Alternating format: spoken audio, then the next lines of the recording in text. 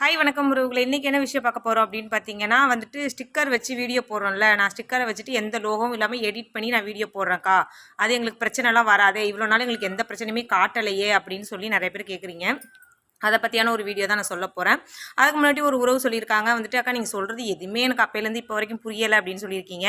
நீங்கள் ஸ்கிப் பண்ணி கேட்டிங்கன்னா எதுவுமே எந்த வீடியோவும் உங்களுக்கு பார்த்தாலும் எப்படியும் புரியாது. ஒரு வீடியோ நீங்கள் பார்க்கணும் முடிவு பண்ணிங்க, அதை ஃபுல்லாக பாருங்கள். இல்லைனா நீங்கள் ஸ்கிப் பண்ணி விட்டு பார்த்தீங்கன்னு வச்சுக்கோங்க, உங்களுக்கு தேவையான விஷயத்தை மட்டும் பார்க்கணும்னு நினச்சிங்கன்னா கண்டிப்பாக அந்த வீடியோ வந்து புரியாது. வந்துட்டு மெயினாக வந்து சொல்கிற விஷயம் என்னென்னா, நான் ஒரு கூகுளில் இருந்தோ இல்லை நான் க்ரீன் சேவ் பண்ணுவோம்ல, இப்படி வச்சுட்டு நம்ம வந்து ஒரு ஃபேஸ்புக்கில் இருக்குது, இன்ஸ்டாகிராமில் இருக்குது, அதை வந்துட்டு நான் சேவ் பண்ணிவிட்டு அந்த லோகோவே இல்லாமல் எடிட் பண்ணிவிட்டு நான் என்னோடய யூடியூப் சேனலில் போட்டுக்கிறேன். அதுக்கு வந்து எங்களுக்கு காப்பிரைட் பிரச்சனை எந்த பிரச்சனையுமே வரல அப்படின்னு நீங்கள் நினைப்பீங்க. அதுதான் கிடையாது. உங்களுக்கு வந்துட்டு உடனே வந்துட்டு ஒரு சாங்கு தேவையில்லாத ஒரு மியூசிக் நீங்கள் ஒரிஜினலாக யூஸ் பண்ணாலோ இல்லை வேறு ஒருத்தவங்க வீடியோ நீங்கள் ஒரிஜினலாக யூஸ் பண்ணாலோ உடனே காப்பிரைட் பிரச்சனை கொடுத்துருவாங்க. அது உடனே எந்த வீடியோக்குன்னு நம்மளுக்கு வந்துடும். அந்த வீடியோ கூட நம்ம டெலீட் பண்ணிவிட்டு ஸ்ட்ரைக்கு கொடுப்பாங்க. இத்தனை நாள் நம்ம பேஜில் இருக்குன்னு சொல்லி அந்த மாதிரிலாம் ரூல்ஸ் இருக்குது.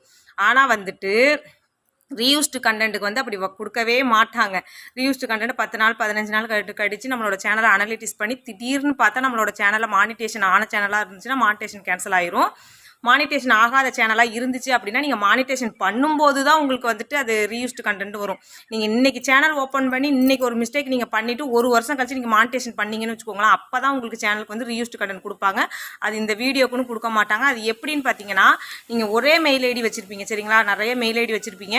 நீங்கள் அந்த ஒரே மெயில் ஐடியில் போய் நீங்கள் சேவ் பண்ணுறீங்க, ஸ்க்ரீன்ஷாட் பண்ணுறீங்க, எல்லாமே யூடியூப் வாட்ச் பண்ணும் சரிங்களா மானிட்டேஷன் அப்போது. இப்போ நானே வந்துட்டு ஒரு 10 நாளைக்கு முன்னக்கூட்டி போட்ட வீடியோவுக்கு எனக்கு 10 நாள் கழிச்சு தான் ரீயூஸ்டு கண்டென்ட் கொடுத்து எனக்கு மானிட்டேஷன் கேன்சல் ஆச்சு சரிங்களா. அதனால் வந்துட்டு முடிஞ்ச அளவுக்கு உங்களோட ஓன் கண்டென்ட்டே போடுங்க சரிங்களா.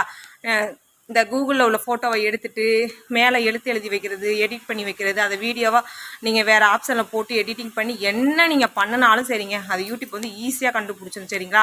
ஒரு ஃப்ளவரு, ஒரு பொம்மை, இதெல்லாம் நம்மளால் எப்படி எடிட் பண்ண முடியும்? கண்டிப்பாக அது வந்து கூகுளில் ஒரு ஆப்ஷனில் உள்ள எடிட்டு தான் நல்லாவே தெரியும் எல்லாத்துக்கும்.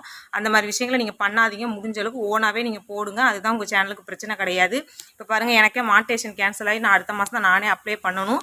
அதனால் பார்த்து கவனமாக. எனக்கு நான் வந்து சேலரி வாங்கிட்டு இருந்த சேனல் சரிங்களா. நீங்கள் சேலரி வாங்க போகிற கண்டிஷனில் இருக்கீங்க அப்படின்னா 3 மாதம் கேன்சல் பண்ணி விட்ருவாங்க. அப்புறம் 3 மாதம் கழிச்சு தான் நீங்கள் எதுவுமே பண்ண முடியும். மானிட்டேஷன் ரன் ஆகிட்டு இருந்தாலும் சரி, திடீர்னு உங்களோட சேனல் உங்கள் பேஜில் வந்துட்டு அந்த மானிட்டேஷன் பேஜ் இல்லாமல் போயிடும். கவனமாக பார்த்து வந்துட்டு வீடியோ பண்ணுங்கள். ஓகே, அடுத்து ஒரு சூப்பரான வீடியோவில் பார்க்கலாம். பாய்.